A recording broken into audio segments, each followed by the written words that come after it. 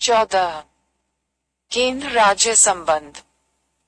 भारत का संविधान संरचना में संघीय होने के कारण केंद्र और राज्यों के बीच सभी शक्तियों, विधायी, कार्यकारी और वित्तीय, को विभाजित करता है।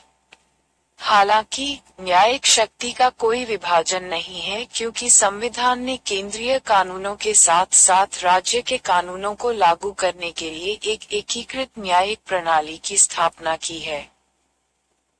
यद्यपि केंद्र और राज्य अपने अपने क्षेत्रों में सर्वोच्च हैं, संघीय व्यवस्था के प्रभावी संचालन के लिए उनके बीच अधिकतम सामंजस्य और समन्वय आवश्यक है।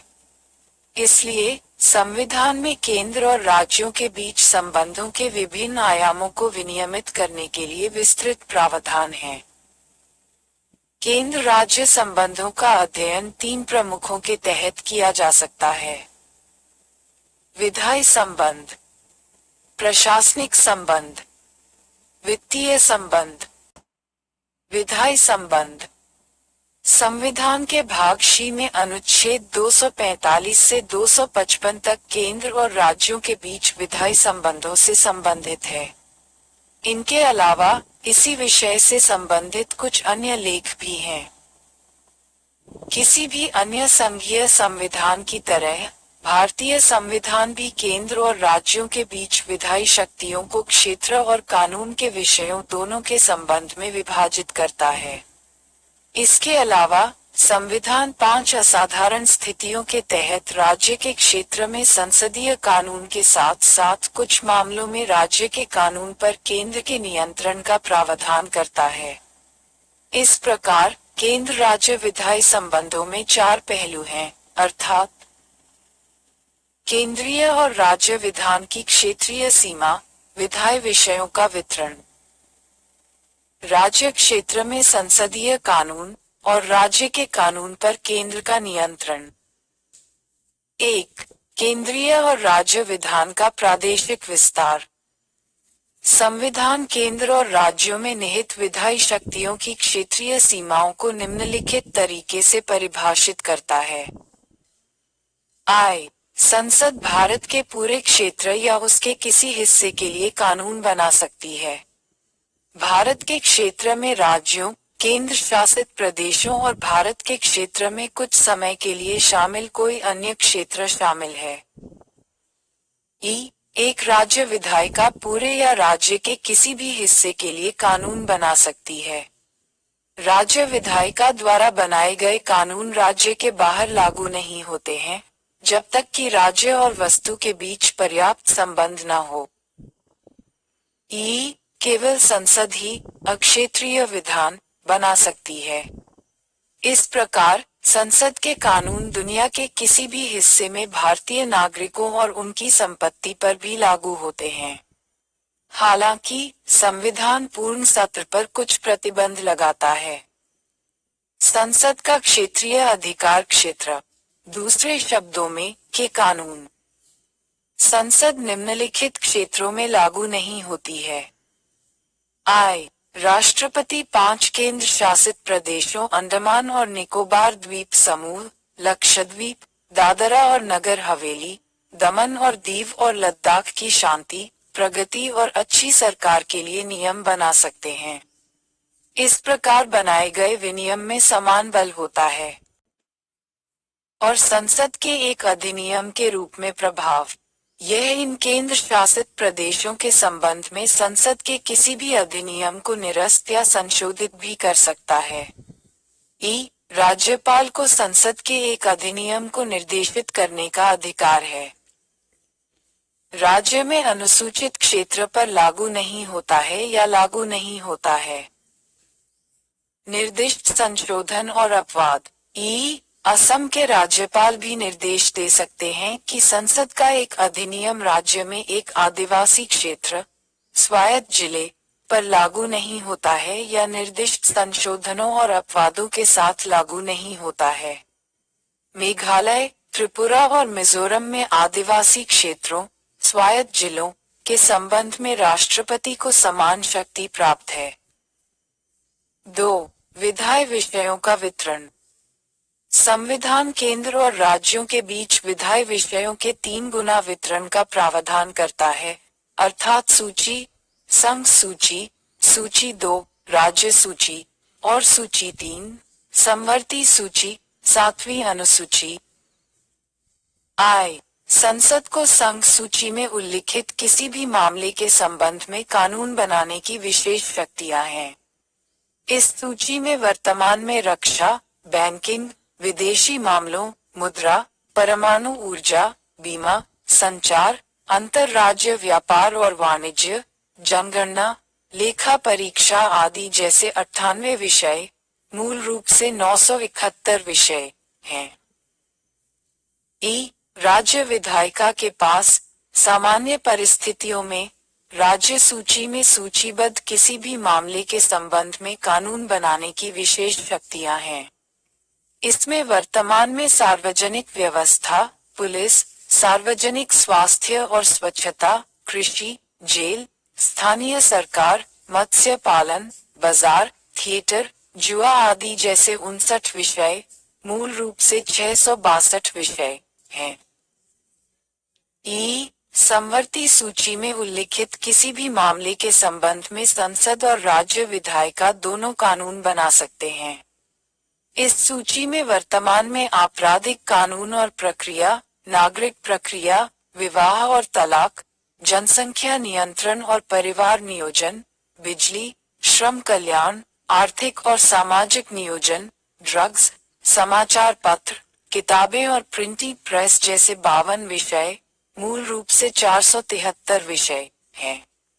और दूसरे 1976 के 42वें संशोधन अधिनियम ने 5 विषयों को राज्य सूची से समवर्ती सूची में स्थानांतरित कर दिया, अर्थात ए शिक्षा, बी वन, सी वजन और उपाय, डी जंगली जानवरों और पक्षियों की सुरक्षा, और ई न्याय का प्रशासन।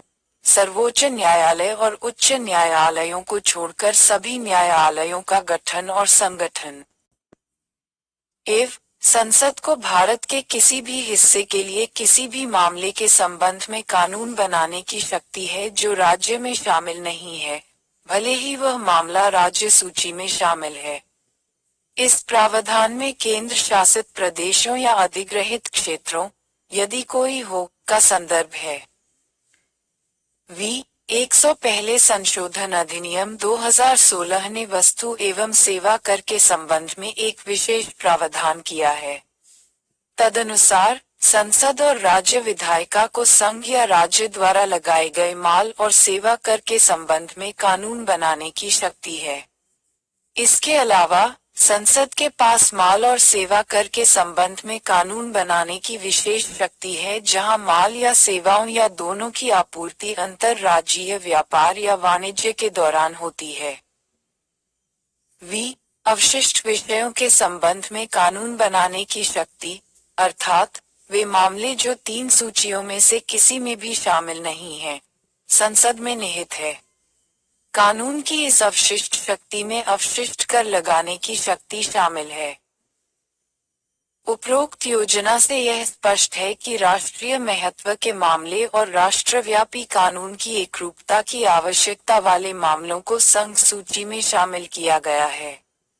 क्षेत्रीय और स्थानीय महत्व के मामले और वे मामले जो हितों की विविधता की अनुमति देते हैं, राज्य सूची में निर्दिष्ट हैं।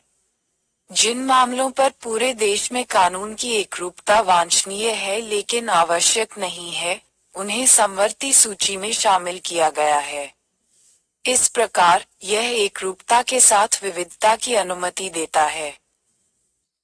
अमेरिका में संविधान में केवल संघीय सरकार की शक्तियों का उल्लेख किया गया है और अवशिष्ट शक्तियां राज्यों पर छोड़ दी गई हैं। ऑस्ट्रेलियाई संविधान ने शक्तियों की एकल गणना के अमेरिकी पैटर्न का पालन किया। दूसरी ओर कनाडा में एक दोहरी गणना है, संघीय और प्रांतीय, और अवशिष्ट शक्तियां केंद्र में निहित हैं। 1935 के भारत सरकार अधिनियम ने 3 गुना गणना के लिए प्रावधान किया, जैसे संघीय, प्रांतीय और समवर्ती। वर्तमान संविधान इस अधिनियम की योजना का पालन करता है, लेकिन एक अंतर के साथ, इस अधिनियम के तहत अवशिष्ट शक्तियां न तो संघीय विधायिका को और न ही प्रांतीय विधायिका को बल्कि भारत के गवर्नर जनरल को दी गई थी। इस संबंध में भारत कनाडा के उदाहरण का अनुसरण करता है। संविधान स्पष्ट रूप से राज्य सूची और समवर्ती सूची पर संघ सूची और राज्य सूची पर समवर्ती सूची की प्रमुखता को सुरक्षित करता है। इस प्रकार अतिव्यापी के मामले में संघ सूची और राज्य सूची के बीच पूर्व को प्रबल होना चाहिए। संघ सूची और समवर्ती सूची के बीच अतिव्यापी होने के मामले में यह फिर से पूर्व है जो प्रबल होना चाहिए। जहां समवर्ती सूची और राज्य सूची के बीच कोई विरोध है, वही पहले वाली सूची को प्रबल होना चाहिए। समवर्ती सूची में उल्लिखित किसी विषय पर केंद्रीय कानून और राज्य के कानून के बीच संघर्ष की स्थिति में केंद्रीय कानून राज्य के कानून पर हावी होता है। लेकिन एक अपवाद है। यदि राज्य के कानून को राष्ट्रपति के विचार के लिए आरक्षित किया गया है और उनकी सहमति प्राप्त हुई है, तो उस राज्य में राज्य का कानून लागू होता है। लेकिन यह संसद के लिए भी सक्षम होगी कि वह बाद में उसी मामले पर एक कानून बनाकर ऐसे कानून को ओवरराइड कर सके। 3. राज्य क्षेत्र में संसदीय विधान। केंद्र और राज्यों के बीच विधायी शक्तियों के वितरण की उपरोक्त योजना को सामान्य समय में बनाए रखा जाना है। लेकिन असामान्य समय में वितरण की योजना या तो संशोधित या निलंबित कर दी जाती है। दूसरे शब्दों में, संविधान संसद को राज्य सूची में सूचीबद्ध किसी भी मामले पर निम्नलिखित 5 असाधारण परिस्थितियों में कानून बनाने का अधिकार देता है। जब राज्यसभा एक प्रस्ताव पारित करती है, यदि राज्यसभा यह घोषणा करती है कि राष्ट्रीय हित में यह आवश्यक है कि संसद वस्तु एवं सेवा कर या राज्य सूची के किसी मामले के संबंध में कानून बनाए, तो संसद उस मामले पर कानून बनाने के लिए सक्षम हो जाती है। इस तरह के प्रस्ताव को उपस्थित और मतदान करने वाले सदस्यों के 2/3 सदस्यों द्वारा समर्थित होना चाहिए। संकल्प 1 वर्ष के लिए लागू रहता है। इसे कई बार नवीनीकृत किया जा सकता है, लेकिन एक बार में 1 वर्ष से अधिक नहीं। संकल्प के लागू होने के 6 महीने बाद समाप्त होने पर कानून प्रभावी नहीं होते हैं। यह प्रावधान एक ही मामले पर कानून बनाने के लिए राज्य विधायिका की शक्ति को प्रतिबंधित नहीं करता है। लेकिन एक राज्य के कानून और एक संसदीय कानून के बीच असंगति के मामले में बाद वाला मान्य होगा। राष्ट्रीय आपातकाल के दौरान संसद को माल और सेवा कर या राज्य सूची के मामलों के संबंध में कानून बनाने की शक्ति प्राप्त होती है, जबकि राष्ट्रीय आपातकाल की घोषणा लागू होती है। कानून निष्क्रिय हो जाते हैं। आपातकाल की समाप्ति के बाद 6 महीने की अवधि समाप्त हो गई है। यहाँ भी एक ही मामले पर कानून बनाने के लिए राज्य विधायिका की शक्ति प्रतिबंधित नहीं है। लेकिन एक राज्य के कानून और एक संसदीय कानून के बीच विरोध के मामले में बाद वाले को प्रबल होना है। जब राज्य एक अनुरोध करें। जब 2 या 2 से अधिक राज्यों की विधायिकाएं राज्य सूची में किसी मामले पर कानून बनाने के लिए संसद से अनुरोध करने वाले प्रस्ताव पारित करती हैं, तो संसद उस मामले को विनियमित करने के लिए कानून बना सकती है। इस प्रकार अधिनियमित कानून केवल उन राज्यों पर लागू होता है जिन्होंने प्रस्ताव पारित किए हैं। हालांकि कोई भी अन्य राज्य अपनी विधायिका में इस आशय का प्रस्ताव पारित करके बाद में इसे अपना सकता है। इस तरह के कानून को केवल संसद द्वारा संशोधित या निरस्त किया जा सकता है, न कि संबंधित राज्यों के विधानमंडलों द्वारा। उपरोक्त प्रावधान के तहत एक प्रस्ताव पारित करने का प्रभाव यह है कि संसद उस मामले के संबंध में कानून बनाने की हकदार हो जाती है जिसके लिए उसे कानून बनाने की कोई शक्ति नहीं है। दूसरी ओर, राज्य विधायिका को उस मामले के संबंध में कानून बनाने की शक्ति समाप्त हो जाती है। संकल्प उस मामले के संबंध में राज्य विधायिका की शक्ति के त्याग या समर्पण के रूप में कार्य करता है और इसे पूरी तरह से संसद के हाथों में रखा जाता है, जो अकेले ही इसके संबंध में कानून बना सकता है।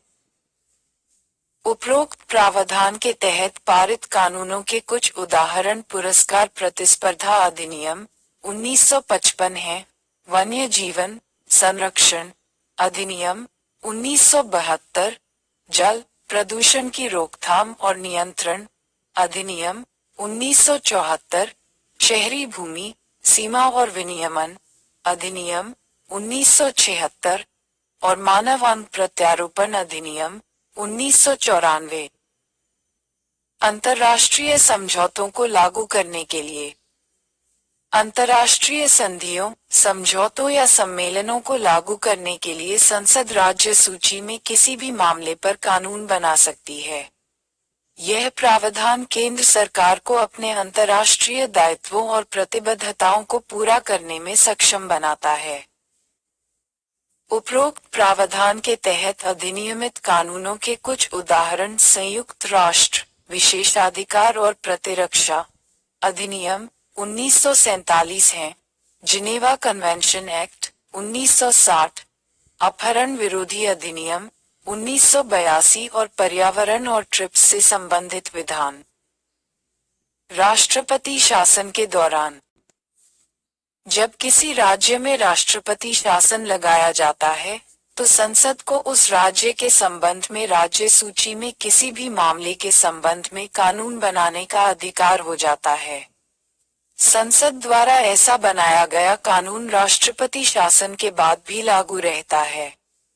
इसका मतलब यह है कि जिस अवधि के लिए ऐसा कानून लागू रहता है, वह राष्ट्रपति शासन की अवधि के साथ नहीं है।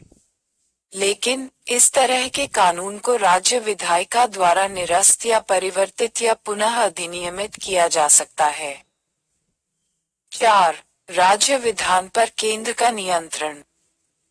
असाधारण परिस्थितियों में राज्य के विषयों पर सीधे कानून बनाने की संसद की शक्ति के अलावा, संविधान केंद्र को राज्य के विधायी मामलों पर निम्नलिखित तरीकों से नियंत्रण करने का अधिकार देता है। राज्यपाल राज्य विधानमंडल द्वारा पारित कुछ प्रकार के विधेयकों को राष्ट्रपति के विचार के लिए सुरक्षित रख सकता है। राष्ट्रपति को उन पर पूर्ण वीटो प्राप्त है। राज्य सूची में सूचीबद्ध कुछ मामलों पर विधेयक हो सकते हैं। राज्य विधायिका में केवल पिछली मंजूरी के साथ पेश किया गया। राष्ट्रपति की, उदाहरण के लिए, प्रतिबंध लगाने वाले बिल। व्यापार और वाणिज्य की स्वतंत्रता। केंद्र राज्यों को वित्तीय आपातकाल के दौरान राष्ट्रपति के विचार के लिए राज्य विधानमंडल द्वारा पारित धन विधेयकों और अन्य वित्तीय विधेयकों को आरक्षित करने का निर्देश दे सकता है। उपरोक्त से यह स्पष्ट है कि संविधान ने विधायी क्षेत्र में केंद्र को श्रेष्ठता का स्थान दिया है। इस संदर्भ में केंद्र राज्य संबंधों पर सरकारिय आयोग 1983-88 ने कहा, संघीय वर्चस्व का नियम बेतुकेपन से बचने, संघर्ष को सुलझाने और संघ और राज्य के कानूनों के बीच सामंजस्य सुनिश्चित करने की एक तकनीक है। यदि संघ सर्वोच्चता का यह सिद्धांत है बाहर रखा गया है, इसके हानिकारक परिणामों की कल्पना करना मुश्किल नहीं है। हमारी दो स्तरीय राजनीतिक व्यवस्था के हस्तक्षेप, संघर्ष, कानूनी अराजकता और परस्पर विरोधी कानूनों के कारण भ्रम की स्थिति में आने की पूरी संभावना होगी, जो आम लोगों के लिए बहुत अधिक है। नागरिक, एकीकृत विधायी नीति और आम संघ राज्य चिंता के बुनियादी मुद्दों पर एकरूपता को रोक दिया जाएगा। विविधता में एकता के संघीय सिद्धांत को बहुत नुकसान होगा। संघीय वर्चस्व का यह नियम, इसलिए, के सफल कामकाज के लिए अपरिहार्य है संघीय व्यवस्था। प्रशासनिक संबंध।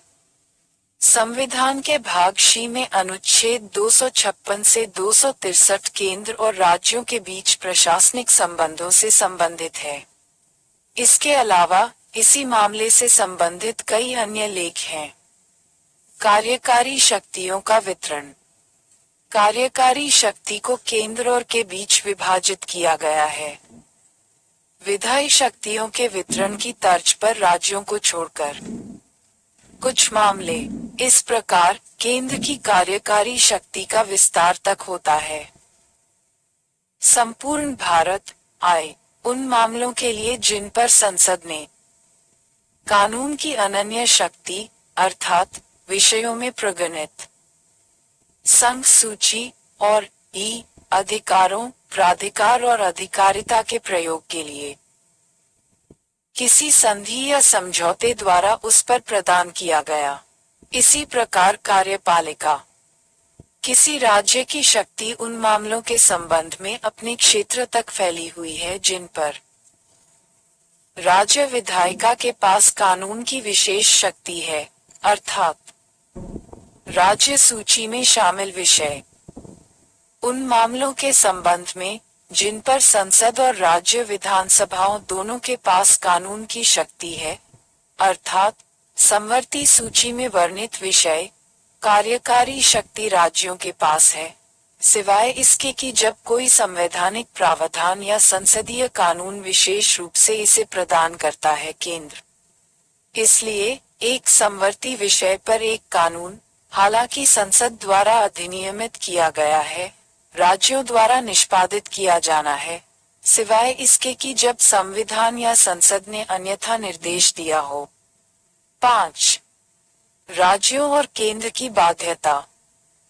केंद्र को अप्रतिबंधित तरीके से अपनी कार्यकारी शक्ति का प्रयोग करने के लिए पर्याप्त गुंजाइश देने के लिए संविधान ने राज्यों की कार्यकारी शक्ति पर 2 प्रतिबंध लगाए हैं। इस प्रकार प्रत्येक राज्य की कार्यकारी शक्ति का प्रयोग इस तरह से किया जाना है। ए. संसद द्वारा बनाए गए कानूनों और राज्य में लागू होने वाले किसी भी मौजूदा कानून का अनुपालन सुनिश्चित करने के लिए, और बी. राज्य में केंद्र की कार्यकारी शक्ति के प्रयोग में बाधा या पूर्वाग्रह नहीं करने के लिए। जबकि पूर्व राज्य पर एक सामान्य दायित्व देता है, बाद वाला राज्य पर एक विशिष्ट दायित्व लगाता है कि वह केंद्र की कार्यकारी शक्ति को बाधित न करे। तालिका 14.1 केंद्र राज्य विधायी संबंधों से संबंधित लेख एक नजर में। लेख कोई। Subject matter 245। संसद और राज्यों की विधानसभाओं द्वारा बनाए गए कानूनों की सीमा। संसद और उसके द्वारा बनाए गए कानूनों की विषय वस्तु। 246। राज्यों की विधायिका माल और सेवा कर के संबंध में विशेष प्रावधान। 246 ए कतिपय अतिरिक्त न्यायालयों की स्थापना के लिए उपबंध करने की संसद की शक्ति। 247 कानून की अवशिष्ट शक्तियां। 1 के संबंध में कानून बनाने की संसद की शक्ति।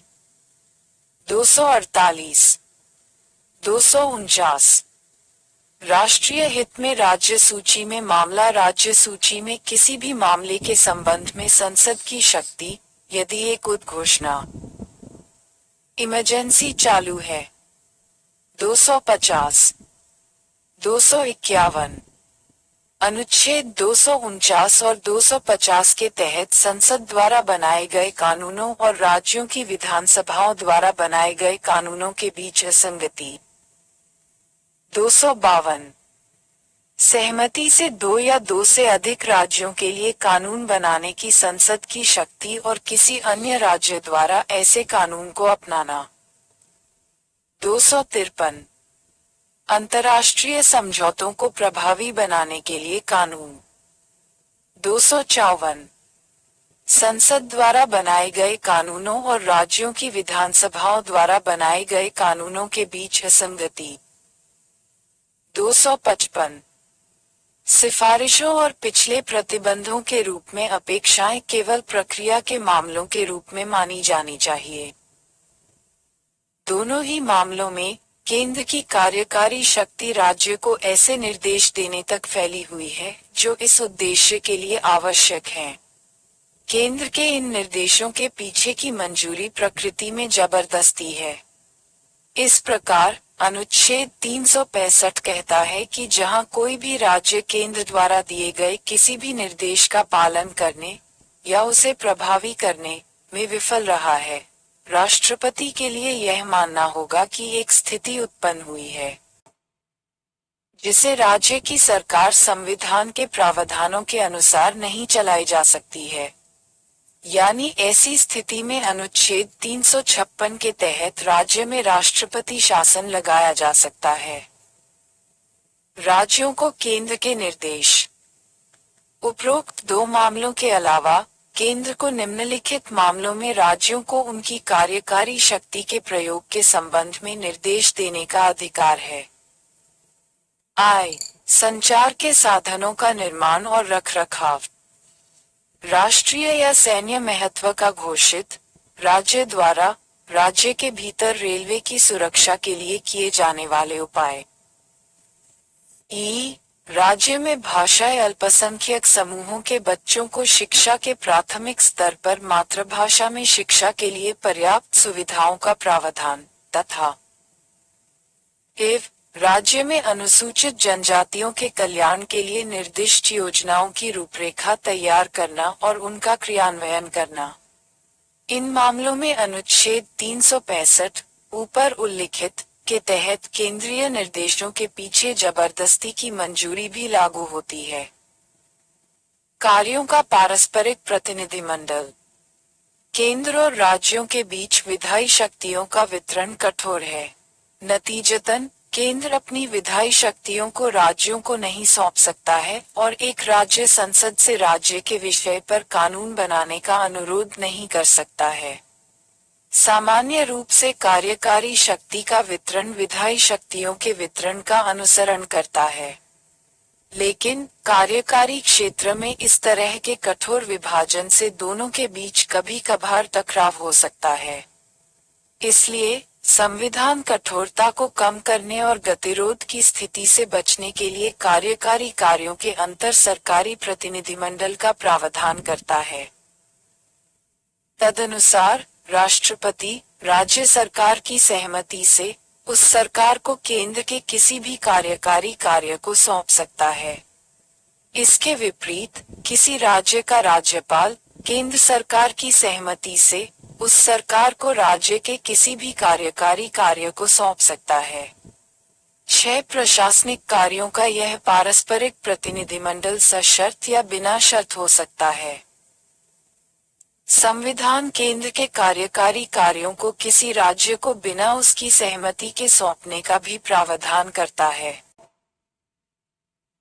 राज्य, लेकिन इस मामले में प्रतिनिधिमंडल संसद द्वारा है, न कि राष्ट्रपति द्वारा। इस प्रकार संघ सूची के विषय पर संसद द्वारा बनाया गया कानून किसी राज्य को शक्तियां प्रदान कर सकता है और कर्तव्यों को लागू कर सकता है, या केंद्र द्वारा किसी राज्य को शक्तियां प्रदान करने और कर्तव्यों को लागू करने के लिए अधिकृत कर सकता है, संबंधित राज्य की सहमति के बावजूद। विशेष रूप से राज्य विधायिका द्वारा ऐसा नहीं किया जा सकता है। उपरोक्त से यह स्पष्ट है कि केंद्र और राज्य के बीच कार्यों का पारस्परिक प्रतिनिधिमंडल या तो एक समझौते के तहत या एक कानून द्वारा हो सकता है, जबकि केंद्र दोनों विधियों का उपयोग कर सकता है। एक राज्य केवल पहली विधि का उपयोग कर सकता है। केंद्र और राज्यों के बीच सहयोग। केंद्र और राज्यों के बीच सहयोग और समन्वय सुनिश्चित करने के लिए संविधान में निम्नलिखित प्रावधान हैं। संसद किसी भी विवाद के निर्णय के लिए प्रदान कर सकती है या के उपयोग, वितरण और नियंत्रण के संबंध में शिकायत। किसी भी अंतर्राज्यीय नदी और नदी घाटी का जल। राष्ट्रपति अनुच्छेद 263 के तहत केंद्र और राज्यों के बीच सामान्य हित के विषय की जांच और चर्चा करने के लिए एक अंतर्राज्य परिषद की स्थापना कर सकते हैं। ऐसी परिषद की स्थापना 1990.7 में हुई थी। भारत के पूरे क्षेत्र में पूर्ण विश्वास और श्रेय दिया जाना है। केंद्र के सार्वजनिक कृत्यों, अभिलेखों और न्यायिक कार्यवाही के लिए और हर राज्य व्यापार, वाणिज्य और संभोग की अंतर्राज्यीय स्वतंत्रता से संबंधित संवैधानिक प्रावधानों के उद्देश्यों को पूरा करने के लिए संसद एक उपयुक्त प्राधिकारी नियुक्त कर सकती है। लेकिन अभी तक ऐसा कोई अधिकारी नियुक्त नहीं किया गया है। अखिल भारतीय सेवाएं किसी भी अन्य संघ की तरह केंद्र और राज्यों की भी अपनी अलग सार्वजनिक सेवाएं हैं, जिन्हें क्रमशः केंद्रीय सेवाएं और राज्य सेवाएं कहा जाता है। इसके अलावा अखिल भारतीय सेवाएं आईएएस, आईपीएस और आईएफएस हैं। इन सेवाओं के सदस्य केंद्र और राज्यों दोनों के तहत शीर्ष पदों या प्रमुख पदों पर कब्जा करते हैं और बारी बारी से उनकी सेवा करते हैं। लेकिन उन्हें केंद्र द्वारा भर्ती और प्रशिक्षित किया जाता है। इन सेवाओं को केंद्र और राज्यों द्वारा संयुक्त रूप से नियंत्रित किया जाता है। अंतिम नियंत्रण केंद्र सरकार के पास होता है, जबकि तत्काल नियंत्रण राज्य सरकारों के पास है। 1947 में भारतीय सिविल सेवा (आईसीएस) को आईएएस द्वारा प्रतिस्थापित किया गया और भारतीय पुलिस (आईपी) को इप्स द्वारा प्रतिस्थापित किया गया और संविधान द्वारा अखिल भारतीय सेवाओं के रूप में मान्यता दी गई। 1966 में भारतीय वन सेवा (इफ्स) को तीसरी अखिल भारतीय सेवा के रूप में बनाया गया था।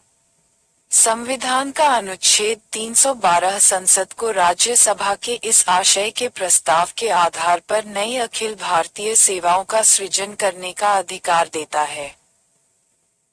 इन तीनों अखिल भारतीय सेवाओं में से प्रत्येक विभिन्न राज्यों के बीच उनके विभाजन के बावजूद पूरे देश में समान अधिकारों और स्थिति और समान वेतनमान वाली एक ही सेवा है।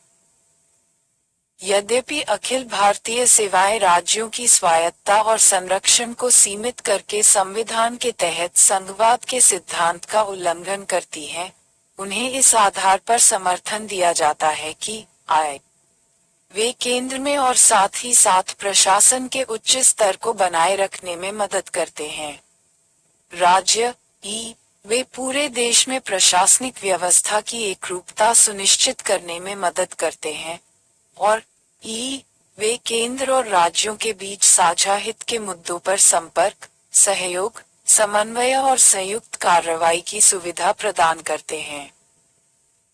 संविधान सभा में अखिल भारतीय सेवाओं की संस्था को न्यायोचित ठहराते हुए डॉक्टर बी.आर. अंबेडकर ने देखा कि एक संघीय प्रणाली में निहित दोहरी राजनीति का पालन सभी संघों में दोहरी सेवा द्वारा किया जाता है। सभी संघों में एक संघीय सिविल सेवा और एक राज्य सिविल सेवा होती है। भारतीय संघ हालांकि एक दोहरी राजनीति, दोहरी सेवा होगी, लेकिन एक अपवाद के साथ। यह माना जाता है कि प्रत्येक देश में इसके प्रशासनिक ढांचे में कुछ पद होते हैं जिन्हें प्रशासन के मानक को बनाए रखने के दृष्टिकोण से रणनीतिक कहा जा सकता है। इसमें कोई संदेह नहीं हो सकता है कि प्रशासन का स्तर उन सिविल सेवकों की क्षमता पर निर्भर करता है जिन्हें रणनीतिक पदों पर नियुक्त किया जाता है।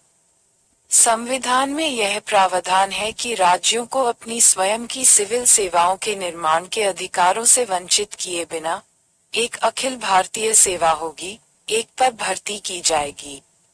अखिल भारतीय आधार पर समान योग्यता के साथ, समान वेतनमान के साथ और जिसके सदस्य अकेले ही संघ में उन रणनीतिक पदों पर नियुक्त किए जा सकते हैं। 8. लोक सेवा आयोग। लोक सेवा आयोगों के क्षेत्र में केंद्र राज्य संबंध इस प्रकार हैं। राज्य लोक सेवा आयोग के अध्यक्ष और सदस्य हालांकि राज्य के राज्यपाल द्वारा नियुक्त किए जाते हैं। राष्ट्रपति द्वारा ही हटाया जा सकता है। संसद संबंधित राज्य विधानसभाओं के अनुरोध पर दो या दो से अधिक राज्यों के लिए एक संयुक्त राज्य लोक सेवा आयोग (JSPSC) की स्थापना कर सकती है।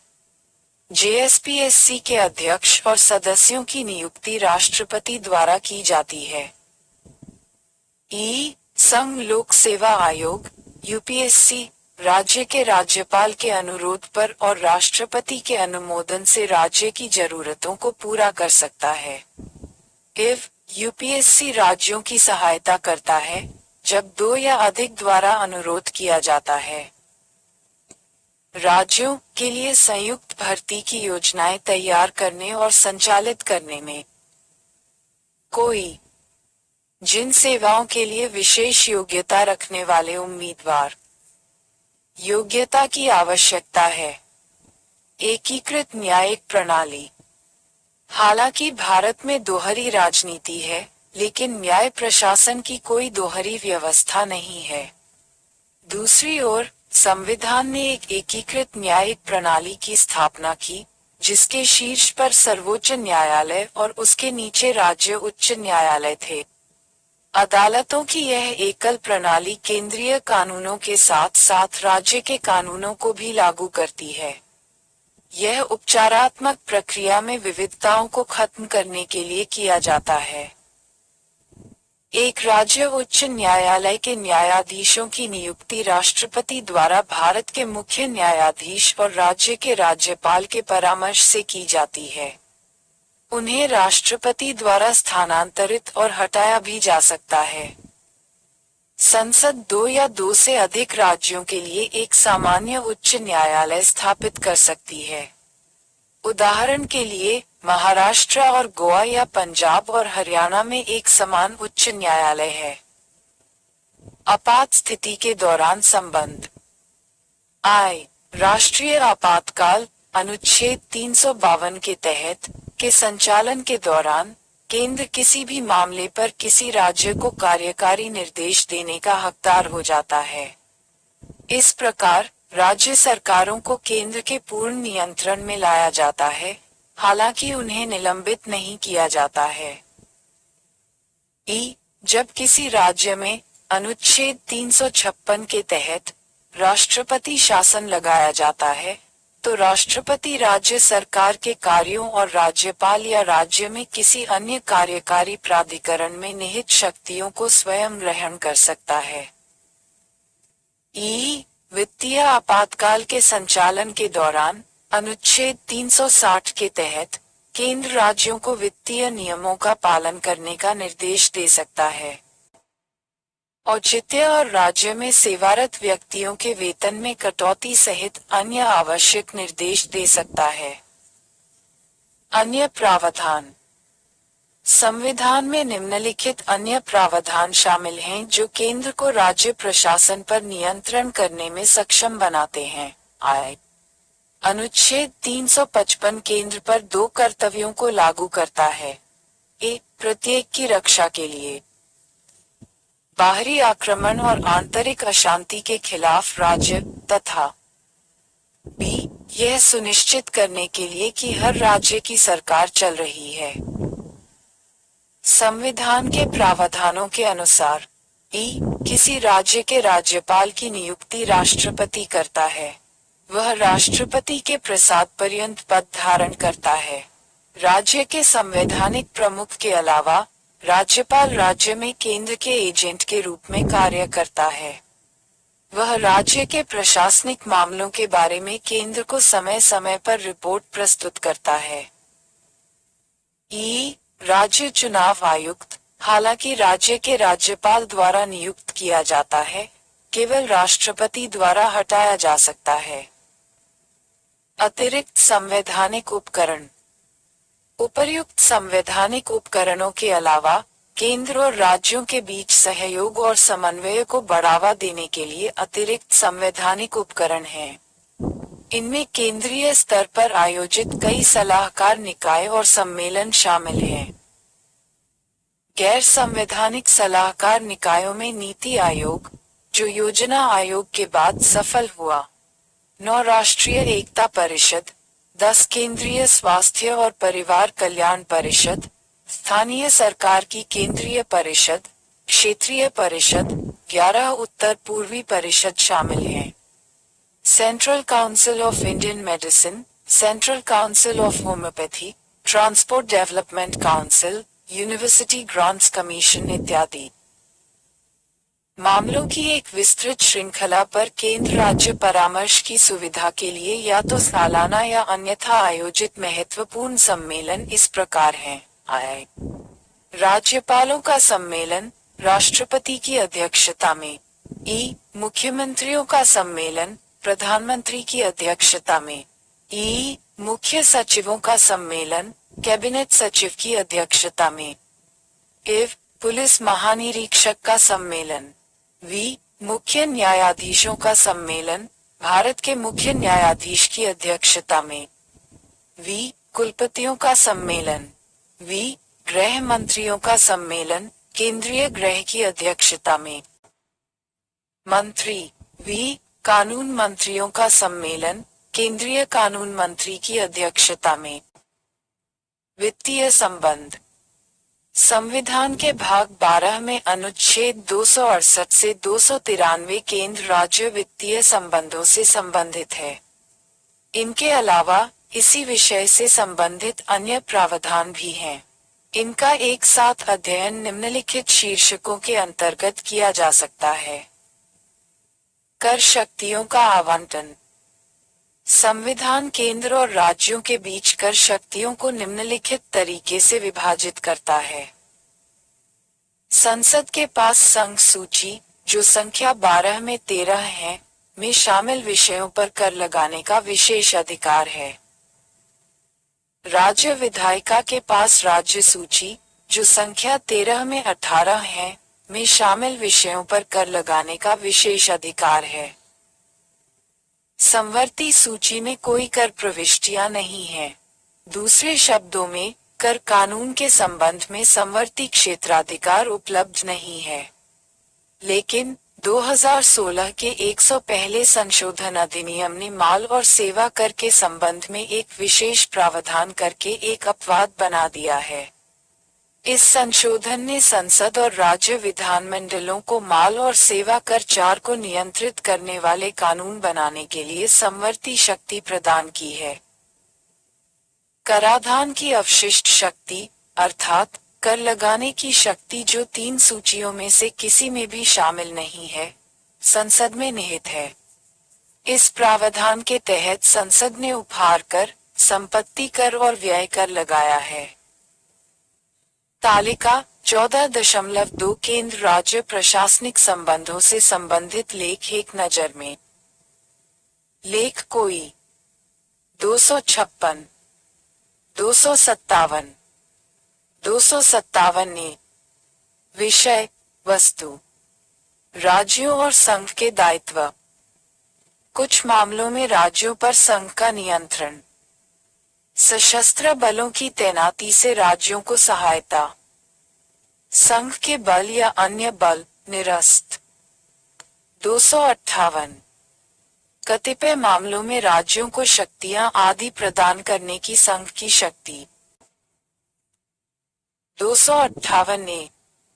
पहले के भाग बी में राज्यों में संघ सशस्त्र बल। अनुसूची, निरस्त। 259 कार्यों को सौंपने की राज्यों की शक्ति। 260 भारत के बाहर के क्षेत्रों के संबंध में संघ का अधिकार क्षेत्र। 261 सार्वजनिक अधिनियम, अभिलेख और न्यायिक कार्यवाही। 262 अंतर्राज्यीय नदियों या नदी घाटियों के जल से संबंधित विवादों का न्याय निर्णय। अंतर्राज्यीय परिषद के संबंध में प्रावधान। 263 संविधान एक कर लगाने और एकत्र करने की शक्ति और इस तरह लगाए गए और एकत्र किए गए कर की आय को उचित करने की शक्ति के बीच अंतर करता है।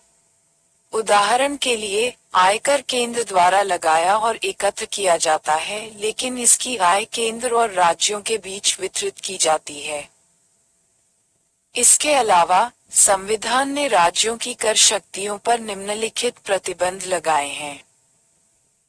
आय, एक राज्य विधायिका व्यवसायों, कॉलिंग और रोजगार पर कर लगा सकती है। लेकिन, किसी भी व्यक्ति द्वारा देय ऐसे करों की कुल राशि 2,500 रुपये प्रति वर्ष से अधिक नहीं होनी चाहिए। 15 एक राज्य विधायिका निम्नलिखित दो मामलों में वस्तुओं या सेवाओं या दोनों की आपूर्ति पर कर लगाने से प्रतिबंधित है।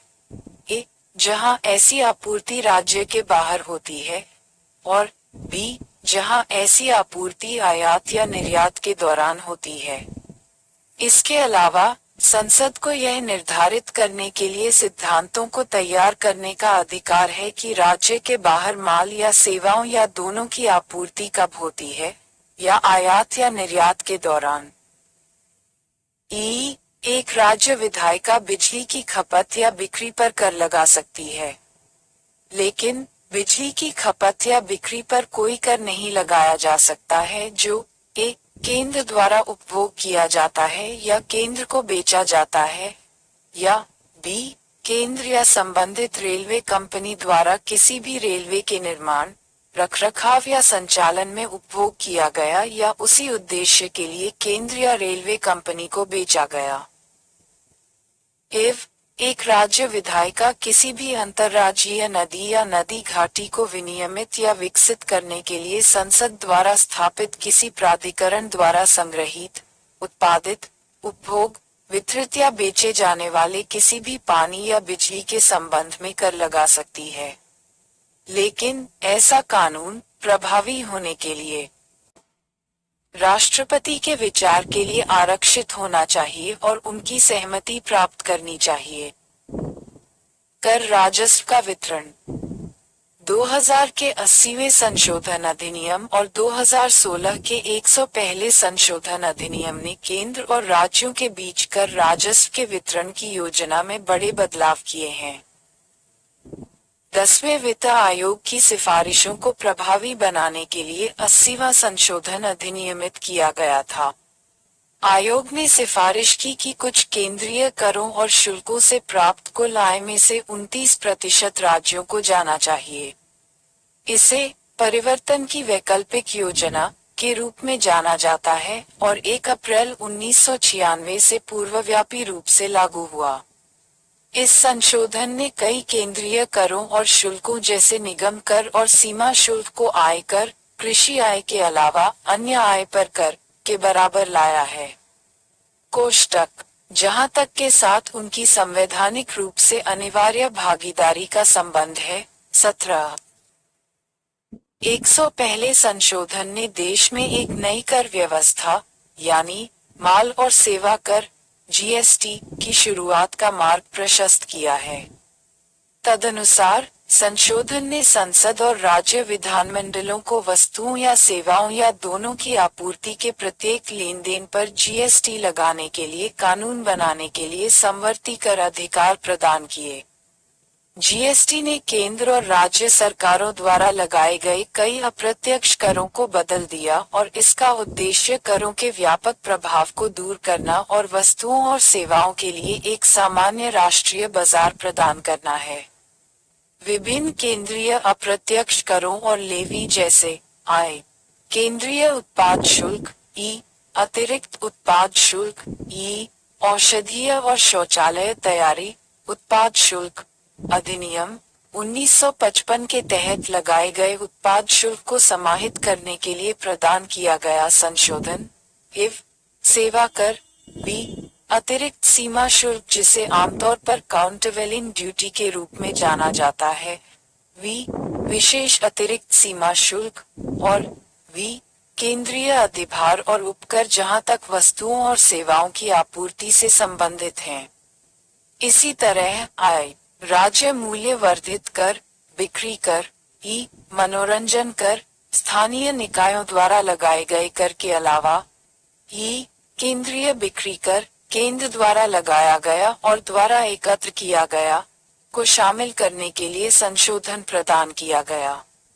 राज्य एव चुंगी और प्रवेश कर वी, खरीद कर वी, विलासिता कर वी, लॉटरी, सट्टेबाजी और जुए पर कर और वी, राज्य अधिभार और उपकर जहां तक संबंधित हैं वस्तुओं और सेवाओं की आपूर्ति। इसके अलावा संशोधन ने अनुच्छेद 268A को हटा दिया। साथ ही संघ सूची में प्रवेश 92C दोनों सेवा कर से संबंधित थे।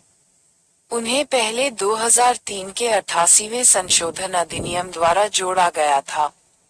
सेवा कर केंद्र द्वारा लगाया जाता था, लेकिन केंद्र और राज्यों दोनों द्वारा एकत्र और विनियोजित किया जाता था। उपरोक्त दो संशोधनों अर्थात 80वां संशोधन और 101वां संशोधन के बाद केंद्र और राज्यों के बीच कर राजस्व के वितरण के संबंध में वर्तमान स्थिति इस प्रकार है। एक केंद्र द्वारा लगाए गए कर लेकिन संग्रह और विनियोग द्वारा राज्य। अनुच्छेद 268 इस श्रेणी में स्टाम्प शुल्क शामिल हैं। विनिमय के बिल, चेक, वचन पत्र, बीमा की नीतियां, शेयरों और अन्य का हस्तांतरण। किसी भी राज्य के भीतर लगाए गए इन कर्तव्यों की आय भारत की संचित निधि का हिस्सा नहीं होती है, बल्कि उस राज्य को सौंपी जाती है। बी, केंद्र द्वारा लगाए और एकत्र किए गए कर लेकिन उन्हें सौंपे गए राज्य। अनुच्छेद 269 निम्नलिखित कर इस श्रेणी के अंतर्गत आते हैं। आय, अंतरराज्यीय व्यापार या वाणिज्य के दौरान समाचार पत्रों के अलावा वस्तुओं की बिक्री या खरीद पर कर। ई, अंतरराज्य के दौरान माल की खेप पर कर। व्यापार या वाणिज्य, इन करों की शुद्ध आय भारत की संचित निधि का हिस्सा नहीं है।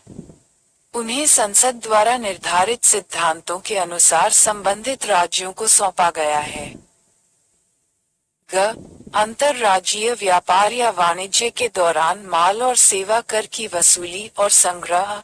अनुच्छेद 269A, अंतरराज्यीय व्यापार या वाणिज्य के दौरान आपूर्ति पर माल और सेवा कर जीएसटी लगाया और एकत्र किया जाता है केंद्र द्वारा, लेकिन जीएसटी परिषद की सिफारिशों पर संसद द्वारा प्रदान किए गए तरीके से इस कर को केंद्र और राज्यों के बीच बांटा गया है। इसके अलावा संसद को आपूर्ति के स्थान का निर्धारण करने के लिए सिद्धांतों को तैयार करने के लिए भी अधिकृत किया गया है, और जब माल या सेवाओं या दोनों की आपूर्ति अंतरराज्यीय व्यापार या वाणिज्य के दौरान होती है। डी, केंद्र द्वारा लगाए और एकत्र किए गए लेकिन केंद्र और राज्यों के बीच वितरित। अनुच्छेद 270 इस श्रेणी में निम्नलिखित को छोड़कर संघ सूची में संदर्भित सभी कर और शुल्क शामिल हैं। आय, अनुच्छेद 268, 269 और 269A ऊपर उल्लिखित में निर्दिष्ट कर्तव्य और कर। ई, अनुच्छेद 271 में उल्लिखित करों और शुल्कों पर अधिभार। नीचे उल्लेख किया और ई, विशिष्ट उद्देश्यों के लिए लगाया गया कोई उपकर। इन करों और शुल्कों की शुद्ध आय के वितरण का तरीका राष्ट्रपति द्वारा वित्त आयोग की सिफारिश पर निर्धारित किया जाता है।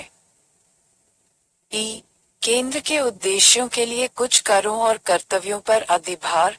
अनुच्छेद 271 संसद किसी भी समय अनुच्छेद 269 और 270 ऊपर उल्लिखित में संदर्भित करों और कर्तव्यों पर अधिभार लगा सकती है। इस तरह के अधिभार की आय विशेष रूप से केंद्र के पास जाती है। दूसरे शब्दों में, इन अधिभारों में राज्यों का कोई हिस्सा नहीं है।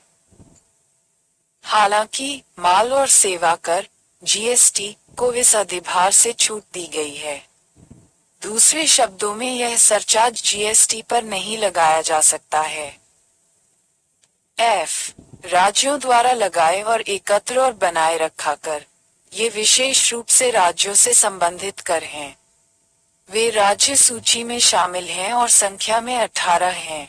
ये हैं 8 आय, भू राजस्व, ई कृषि आय पर कर, ई कृषि भूमि के उत्तराधिकार के संबंध में कर्तव्य, इव कृषि भूमि के संबंध में संपदा शुल्क, वी भूमि और भवनों पर कर, वी खनिज अधिकारों पर कर, वी मानव उपभोग के लिए मादक शराब पर उत्पाद शुल्क, अफीम, भारतीय भांग और अन्य मादक दवाएं और नशीले पदार्थ, लेकिन इसमें अल्कोहल या नशीले पदार्थों से युक्त औषधीय और शौचालय की तैयारी शामिल नहीं है। वी खपत या बिक्री या बिजली पर कर, x petroleum crude, high speed diesel, motor spirit, आमतौर पर पेट्रोल के रूप में जाना जाता है, प्राकृतिक गैस, विमानन टरबाइन ईंधन और मानव उपभोग के लिए अल्कोहलिक शराब की बिक्री पर कर, लेकिन अंतरराज्यीय व्यापार के दौरान बिक्री शामिल नहीं है, या अंतर्राष्ट्रीय व्यापार या ऐसे माल के वाणिज्य के दौरान वाणिज्य या बिक्री, एक्स सड़क या अंतर्देशीय जलमार्ग द्वारा ले जाए जाने वाले माल और यात्रियों पर कर, शी वाहनों पर कर, जाई जानवरों और नावों पर कर, शी टोल जिव व्यवसायों, व्यापारों, कॉलिंग और रोजगार पर कर, एक्सवी कैपिटेशन टैक्स, एक्सवी किसी पंचायत या नगर पालिका या क्षेत्रीय परिषद या जिला परिषद द्वारा लगाए और एकत्र किए गए मनोरंजन और मनोरंजन पर कर, एक्सवी दस्तावेजों पर स्टाम्प शुल्क, संघ सूची में निर्दिष्ट को छोड़कर, और Z18 राज्य सूची, अदालत शुल्क को छोड़कर में सूचीबद्ध मामलों पर शुल्क। गैर कर राजस्व का वितरण। ए केंद्र निम्नलिखित से प्राप्तियां केंद्र के गैर कर राजस्व के प्रमुख स्रोत हैं। आय, पोस्ट और टेलीग्राफ, ई रेलवे, ई बैंकिंग, हिव प्रसारण, वी सिक्का और मुद्रा, वी केंद्रीय सार्वजनिक क्षेत्र के उद्यम, वी धोखा देना और चूकना 19 और वी अन्य। बी राज्य निम्नलिखित से प्राप्तियां राज्यों के गैर कर राजस्व के प्रमुख स्रोत हैं। आय, सिंचाई, ई वन, ई मत्स्य पालन, हिव राज्य के सार्वजनिक क्षेत्र के उद्यम, वी धोखा देना और चूकना 20 और वी अन्य। राज्यों को सहायता अनुदान। केंद्र और राज्यों के बीच करों के बंटवारे के अलावा संविधान केंद्रीय संसाधनों से राज्यों को सहायता अनुदान प्रदान करता है। सहायता अनुदान दो प्रकार के होते हैं, अर्थात वैधानिक अनुदान और विवेकाधीन अनुदान। वैधानिक अनुदान अनुच्छेद 275 संसद को उन राज्यों को अनुदान देने का अधिकार देता है जिन्हें वित्तीय सहायता की आवश्यकता है, न कि प्रत्येक राज्य को। साथ ही अलग अलग राज्यों के लिए अलग अलग रकम तय की जा सकती है। ये रकम हर साल भारत की संचित निधि से वसूल की जाती है। इस सामान्य प्रावधान के अलावा संविधान एक राज्य में अनुसूचित जनजातियों के कल्याण को बढ़ावा देने के लिए या असम राज्य सहित एक राज्य में अनुसूचित क्षेत्रों के प्रशासन के स्तर को बढ़ाने के लिए विशिष्ट अनुदान प्रदान करता है। अनुच्छेद 275 सामान्य और विशिष्ट दोनों के तहत वैधानिक अनुदान राज्यों को वित्त आयोग की सिफारिश पर दिया जाता है। विवेकाधीन अनुदान अनुच्छेद 282 केंद्र और राज्यों दोनों को किसी भी सार्वजनिक उद्देश्य के लिए अनुदान देने का अधिकार देता है, भले ही वह उनकी संबंधित विधायी क्षमता के भीतर न हो।